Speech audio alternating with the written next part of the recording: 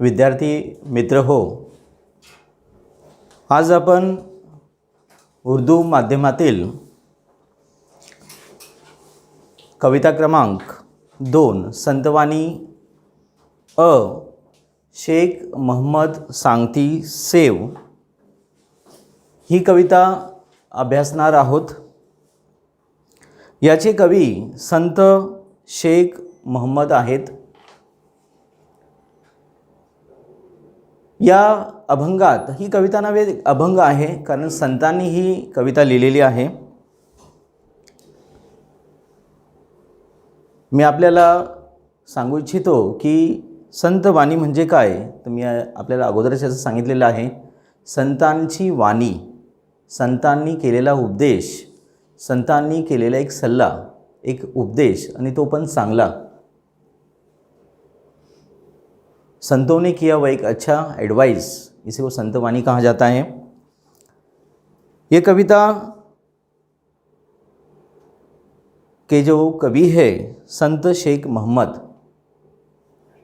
इन्होंने साधूच्या अंतरंगाचे दर्शन, यानी साधु किस तरह होना चाहिए, साधु हमें किस तरह उपदेश देते हैं, संत हमें किस तरह हमारे साथ बिहेवियर करते हैं, ये सारी बातें इस संतवानी शेख मोहम्मद सांगती सेव इस अभंग में कवि संत शेख मोहम्मद इन्होंने बताया है।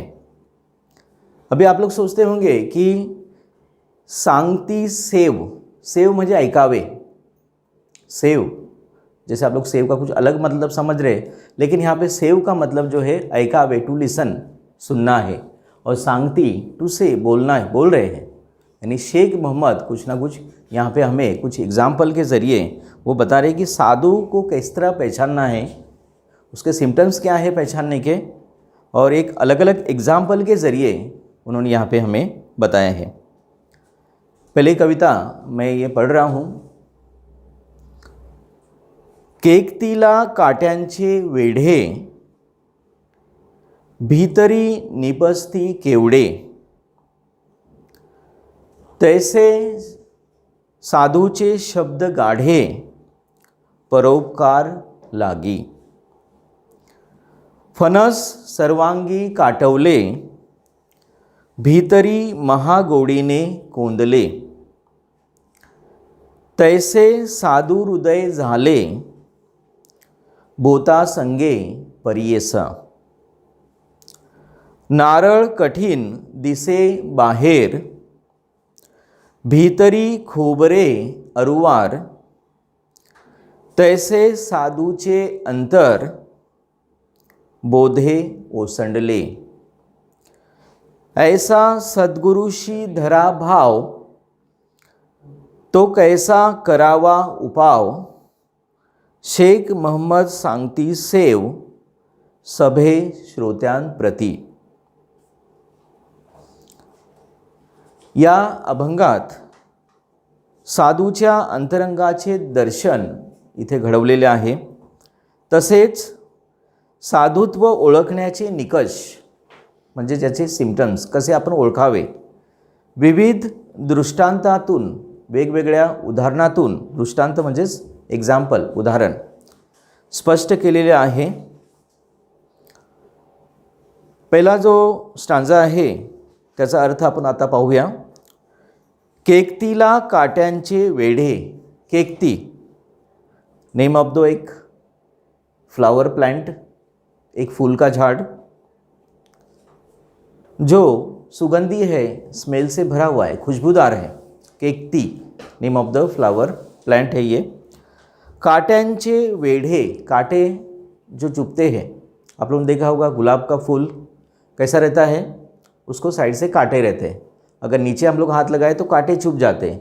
उसी तरह इस केकती, इस फूल झाड़ को कांटे, कांटे से भरा हुआ, वेड़े, वेड़े यानी सराउंडेड, सब तरफ से उसको घिरा हुआ है, क्या, कांटे। केकतीला काट्यांचे वेडे, भीतरी निपचती केवडे, भीतरी इनसाइड, अंदर से, भीतर यानी भीतर, इनसाइड, आत। निपचती, निपचती म्हणजे टू प्रोड्यूस, निर्माण होतात, केवडे, केवड़े आप लोगों ने देखा होगा, केवड़ा इसेंस आता है, केवड़ा स्मेल आता है, केवड़ा इतर आता है, परफ्यूम है। तो ये क्या है? वही है, केकती से जो निर्माण होता है, जो स्मेली चीज़ जो चीज़ है वो केवड़े उसे कहा जाता है। तो यहाँ पे कवि बता रहे हैं कि भीतरी निपस्ती केवड़े, यानी केकती जो है बाहर से कांटों से भरा हुआ है, लेकिन उसके अंदर जो है वो केवड़ा नाम का एक सेंसेबल, अच्छे से भरा हुआ सुगंधी एक केवड़े नाम का चीज़ है। तैसे साधुचे शब्द गाढ़े, अभी वो कंपेयर कर रहा है, साधु जो है इस केकती को अपने से कंपेयर कर रहा है वो, कि तैसे यानी त्याप्रमाणे, साधुचे यानी साधु का, शब्द यानी वर्ड, गाढ़े यानी भक्ति से भरा हुआ, गाढ़े का मतलब डीप होता है, गहरा होता है, लेकिन यहाँ पे इसका मतलब है ये भक्ति से भरा हुआ, पूजा से भरा हुआ। जैसे अपन भगवान को अच्छी तरह जो है चाहते हैं, पूजा करते हैं, तो उसी तरह ये जो गाढ़े वर्ड है इसका मतलब भक्ति ने भरलेला। परोपकार लागी, परोपकार दूसरे पे एहसान करना, उपकार करना, ग्रीडी, त्याप्रमाणे साधूचे शब्द आहेत ते दुसऱ्यांवर उपकार करतात आणि एहसान करते हैं। सेकंड स्टँजा, फणस सर्वांगी काटवले, फणस नेम ऑफ द फ्रूट, आप लोगों ने देखा ही होगा, कैसा रहता है? ऊपर से वो डॉटेड रहता है, कांटे रहते हैं, इतने कांटे नहीं, लेकिन उसकी जो निशानी है ऊपर ऐसे कांटेदार रहती है। तो सर्वांगी, सर्वांगी ऑल राउंड, अंदर बाहर से, आतून व बाहेरून, काटवले, काटवले म्हणजेच काट्याने भरलेले, पूरा नुकीदार नहीं है लेकिन कांटे उसमें रहते हैं। भीतरी महागोडीने कोंदले, भीतरी इनसाइड, अंदर, महा यानी खूब ज़्यादा, गोडी यानी स्वीटनेस से, कोंदले म्हणजेच गच्च भरलेले, पूरा भरा हुआ है अंदर। फणस जो है सर्वांगी काटवले, सबसे जो है पूरा भरा हुआ है, कांटे से भरा हुआ है, परंतु याच्या आतमध्ये एक महागोडी आहे, एक खूप मोठा स्वीटनेस आहे, मिठासपण आहे, आणि ते कोंदलेले अंदर मिठास भरा हुआ है। तैसे साधु हृदय झाले, वैसे त्याप्रमाणे साधु हृदय यानी साधु का जो हार्ट है, मन है, अंतकरण जिसे कहा जाता है, वो झालेले आहे। उसी प्रकार जैसे फणस को यहाँ कंपेयर किया है, तो साधु का हृदय भी उसी तरह महागोड़ी से भरा हुआ है, यानी अच्छे शब्दों से भरा हुआ है, अच्छे विचारों से ये साधु का मन भरा हुआ है। बोधा संगे परियसा, बोधा संगे, बोध यानी उपदेश, एडवाइस, सल्ला, परियसा ने लक्षात घ्या, ध्यान में रखो कि साधु का हृदय भी बोध से भरा हुआ है, कुछ मॉरल से भरा हुआ है, चांगल्या विचारांनी हा साधूचे हृदय भरलेले आहे। थर्ड, नारळ कठीण दिसे बाहेर, नारळ कोकोनट, नारियल, कठिन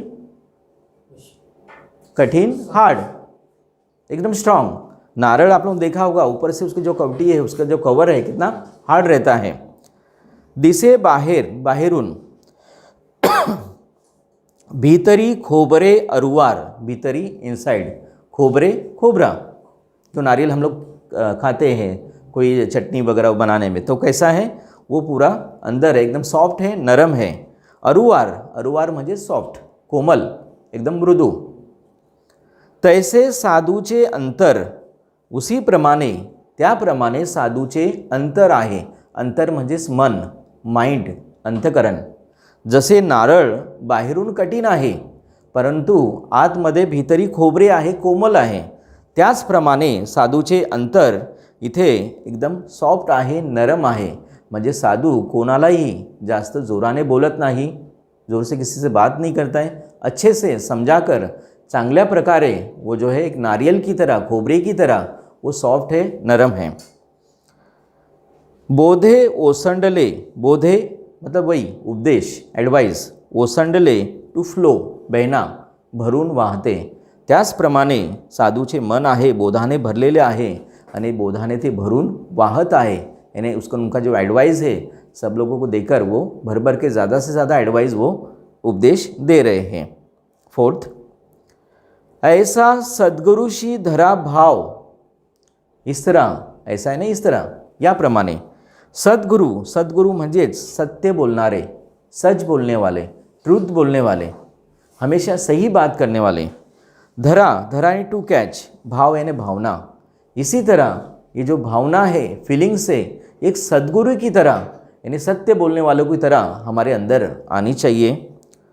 तो कैसा करावा उपाव, ये जो उपाय है, उपाय यानी सोल्यूशन, हमेशा कौन सा, खरे बोलने, फीलिंग्स रखना, ये सारी भावना है, ये हमेशा अपने आचरण में लाना चाहिए, हमारे बिहेवियर में लाना चाहिए, हमारे अच्छे बातों में ये सारे उपाय हमने उसको यूज़ करना है. शेख मोहम्मद सांगती सेव, हर अभंग में कभी अपना नाम लिखते हैं, उसी तरह इन्होंने अपना नाम लिखा है.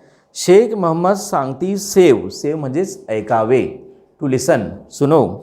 सभे श्रोत्यांप्रती, सभे यानी ऑल, सब कुछ, सर्व. श्रोत्यांप्रती, श्रोत्यांप्रती म्हणजेच ऐकणाऱ्या लोकांना, सुनने वाले लोगों को उन्होंने इस तरह बताया है कि हे श्रोते हो, की सद्गुरूच्या मनातील चांगली भावना तुमच्या स्वतःच्या मनात तुम्ही धारण करा. एक प्रकार के मनात, अपने मन में फिक्स करो की चांगली भावना, अच्छा फीलिंग जो है, आणि त्यानंतर हा जो उपाय है त्याचे वर्तन करा, बिहेवियर करा, आपले आचरण में लाओ, उन्होंने जो बोला हुआ है. और त्यांच्या बोधामृताचे सेवन करा, उन्होंने जो बोधामृत दिया है, बोधामृत मतलब चांगले विचार, उसको आप लोग सेव करो, सेव यानी लिसन, सुनो, आचरण में लाओ. और यही बात वो सभी श्रोतेन के सामने, श्रोते म्हणजेच ऑडियंस, सुनने वाले, ऐसे श्रोतेन के सामने ये आप सारे विचार जो है वो बता रहे हैं. इसी लास्ट में यहाँ पे मैं एक जो इसका कंक्लूजन है कि साधुत्व किस तरह पहचानना है, साधु के अंतरंग में कौन कौन से गुण होना चाहिए, साधु किस तरह होना चाहिए. सबसे पहले उन्होंने केकटी, दूसरा फनस, तीसरा नारळ और चौथा जो है सद्गुरु, एक सच्चे बोलने वाले लोग. ऐसे 4 उदाहरण के जरिए एक बहुत अच्छी तरह से, एक चांगल्या प्रकारे त्यांनी हा अभंग आपल्याला सांगितलेला आहे.